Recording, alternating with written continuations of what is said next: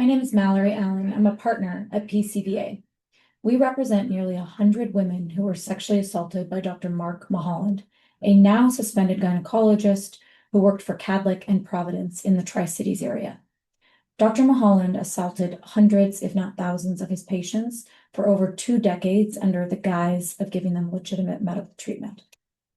Since we began working on this case, we've heard from over a dozen patients and former nurses and medical assistants who reported his abuse over the years. But we recently obtained records from the Department of Health that make clear, without question, that these hospitals received disturbing complaints about Dr. Mulholland for many years, but did nothing about it. The Department of Health records show that one of Dr. Mulholland's colleagues, another gynecologist who actually worked in his clinic, reported his behavior to the hospital for years. When she reported, instead of taking action, the hospital clinic manager normalized his misconduct, saying things like, oh, he's always been this way, or that's just Dr. Mulholland being Dr. Mulholland.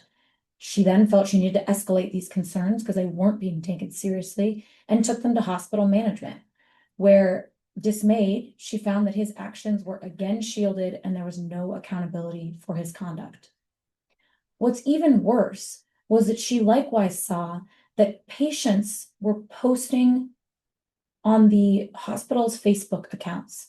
They were posting about their assaults and horrific treatment, and the hospitals were actually covering this up. They were deleting these posts as they were put up. Finally, feeling like she had no other option, this doctor left the hospital.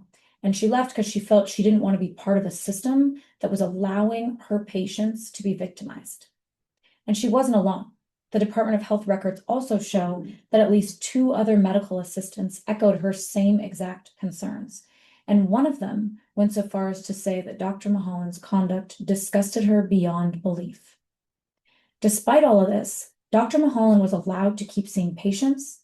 He was not suspended from seeing patients until spring of this last year. This was years after these complaints came to light. And he was not fired by the hospitals until just a few months ago. Given what we now know, we're encouraging patients to come forward because what Dr. Mulholland was doing and what the hospitals were hiding was wrong. And there should be consequences for what these institutions have done to the community.